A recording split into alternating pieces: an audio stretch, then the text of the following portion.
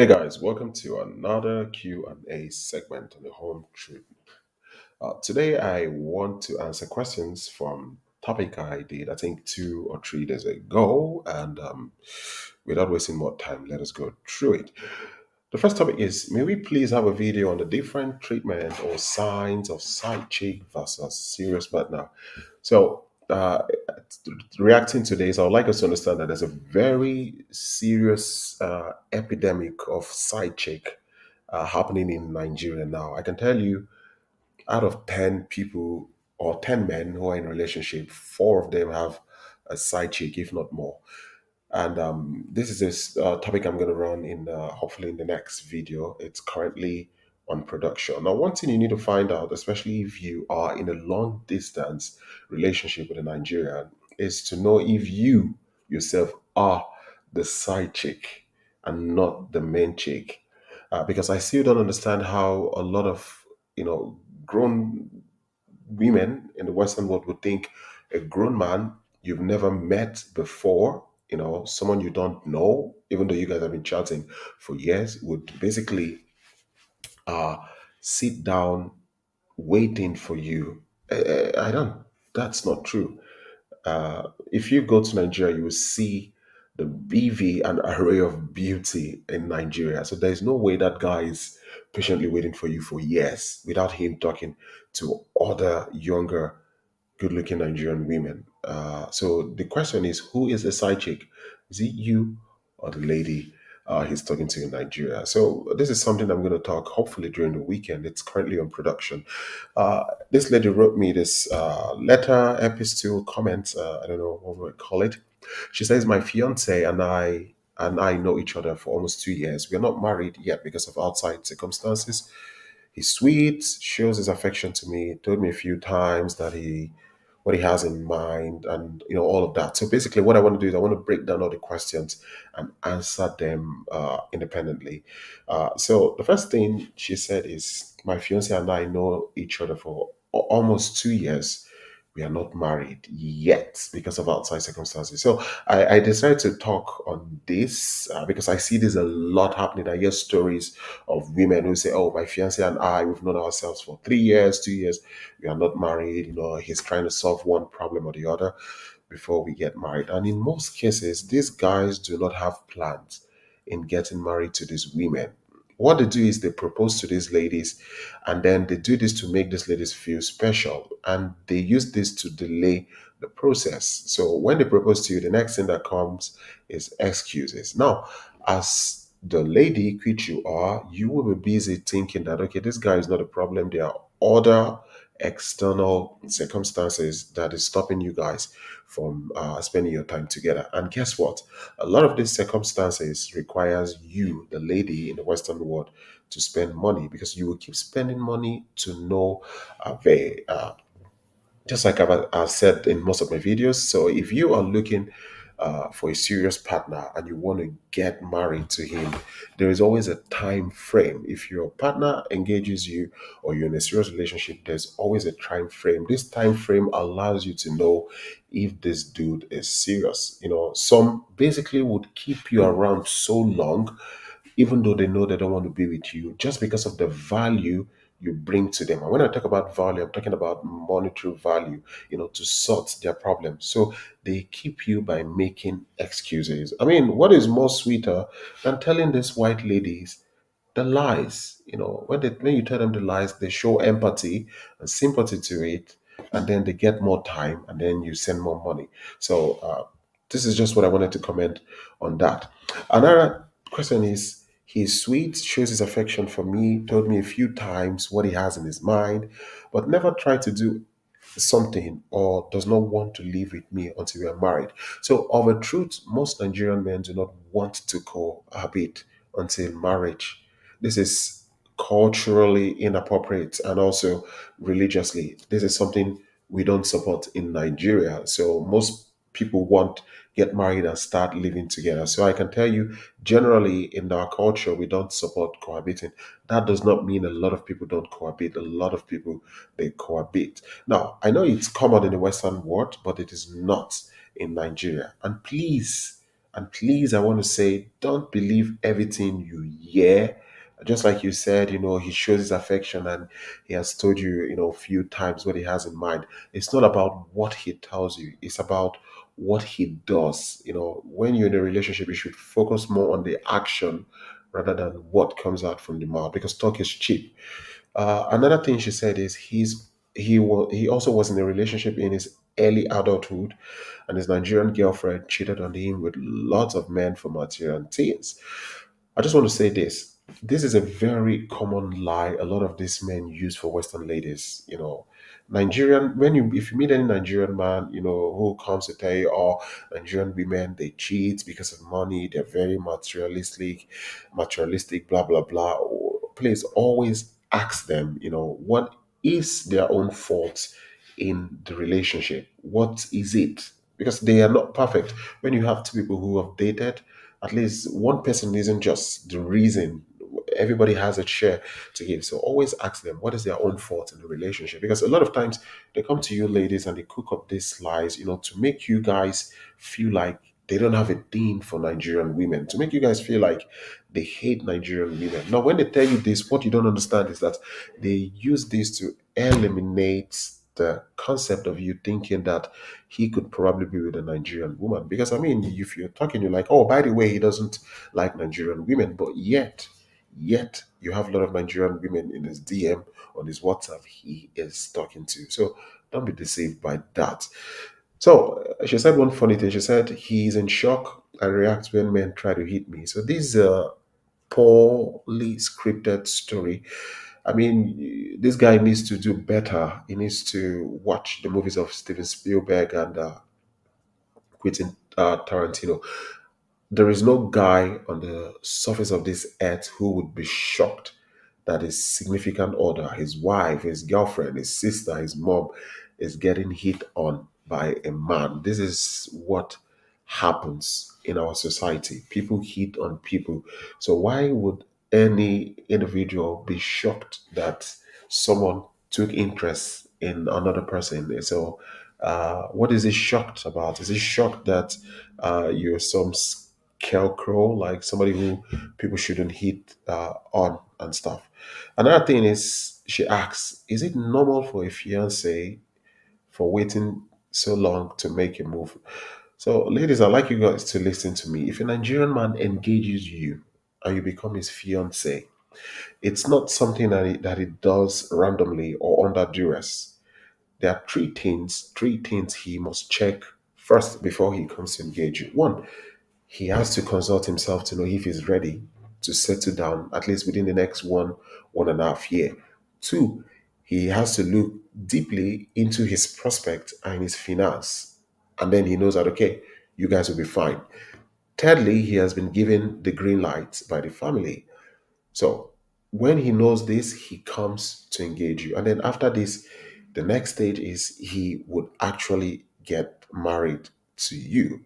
So if you're dating a Nigerian man and he engages you and then you've been there for some time, there's no move, you're always getting excuses on reasons why you guys are not getting married, I would advise you to move on with your life and do not stay there. I've always said this to you guys that when a Nigerian man is tired of you, he doesn't come to you to tell you he's tired. He starts complaining, he starts making excuses, and then giving you more excuses, excuses on top other excuses. This is our signal of telling you, be gone, we are tired. So if you think that, okay, because he hasn't come out to told you he's not interested, the relationship is still on, whereas he's giving you a lot of excuses, you've been there for years, you need to really reconsider your steps because it's a mistake a lot of you make. One problem I have with one of some of you Western ladies is that you get so addicted to toxic things. I don't understand this.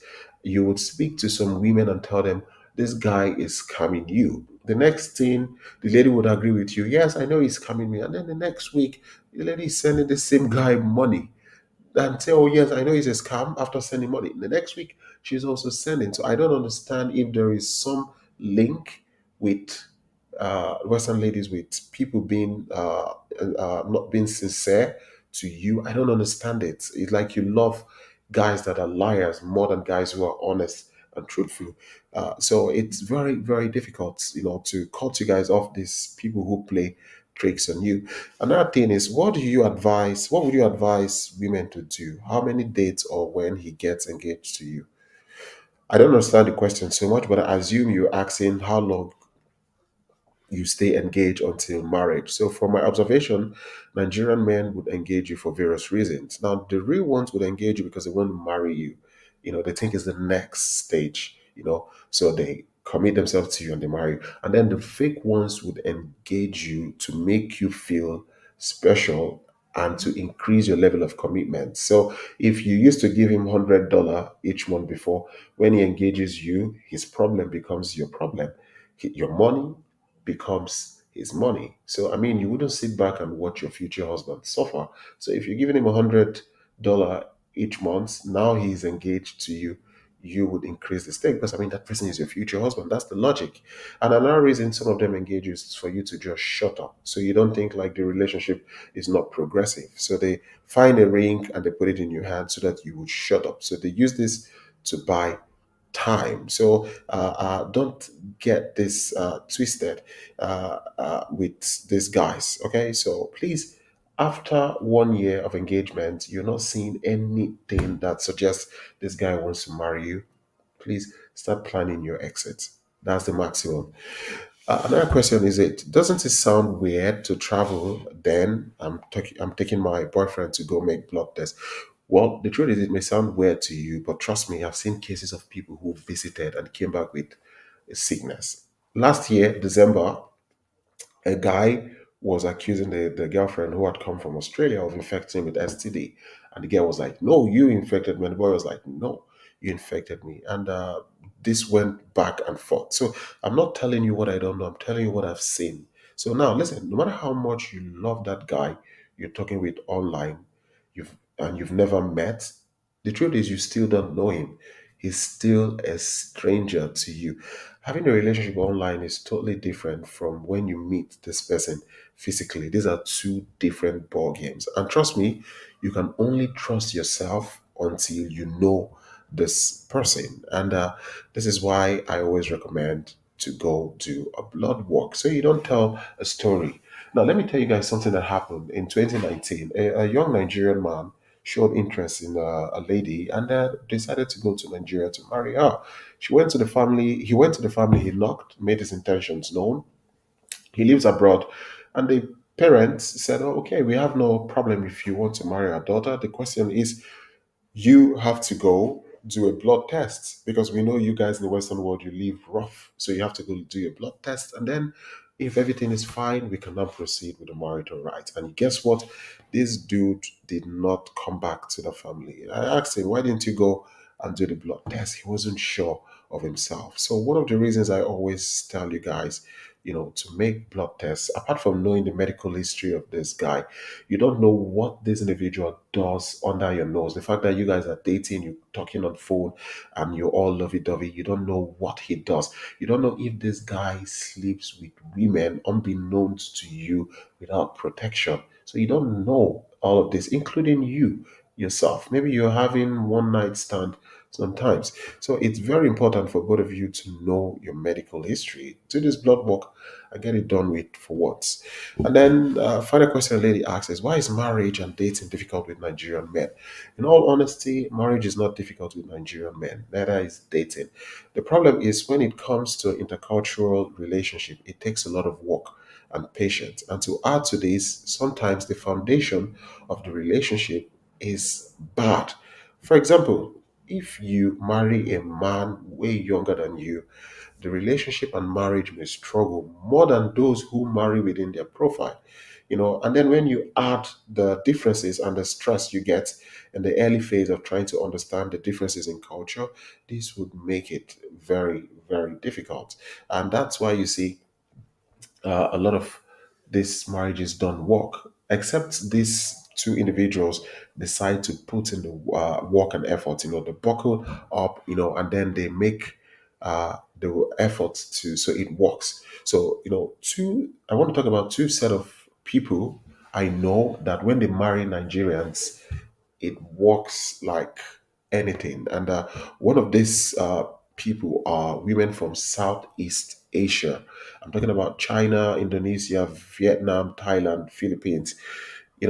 These women, marry our Nigerian men, and their marriages last and is well defined than Nigerian men who are married, to Western ladies. Now, you would rarely see a difference in age whereby the woman is way older than the man, or the woman is there sending money spoiling one guy.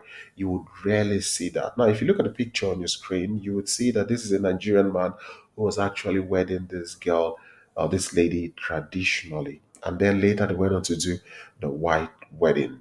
So this is basically how it should be, just like I told you.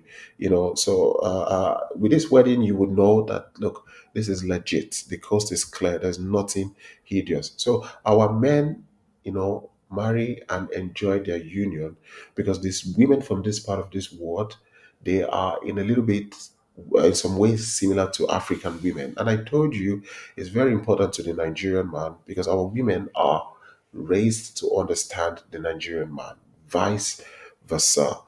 So another set of people are the Eastern Europeans. Our men marry these people rightly, and they enjoy their union more. And not only do they marry them rightly, they marry them respectfully. Just like you can see, that's a traditional rite going on. They don't just sneak in alone like some missionary, or sneak in alone like they're going for some covert mission, and then they come to get married. Like when the marriage is like a secret cult. No, they marry these women well, like they will marry ladies in Africa and in Nigeria. And one thing you need to understand is that there are a little bit of similarities in terms of understanding with these women. Because if you look at the structures of people from the Southeast Asia and Eastern Europe, you understand that they have similar family structure with Africa. They have the same or similar religious beliefs and everything. So it is easier for them to actually get married to our men. So this is another brother who is getting married to a wonderful lady in Romania. You could see her with her beautiful African fabric. So this brings me to the reason why the Western women, from the USA, the UK, Canada, Australia, Germany, and co struggle. It's because the foundation is wrong. And when you are getting married, if you start with the wrong foundation, just like you're building a house, the moment you exert a little bit of stress, pressure, or force, the whole thing would collapse. So it's no brainer. If you bring someone, from Africa who has a different mentality, and then you bring someone from the Western world who is way older and believes like I can do what I want. There's no respect. The guy is not respected. You curse a lot. You use vulgar words. You smoke like an old Russian locomotive train.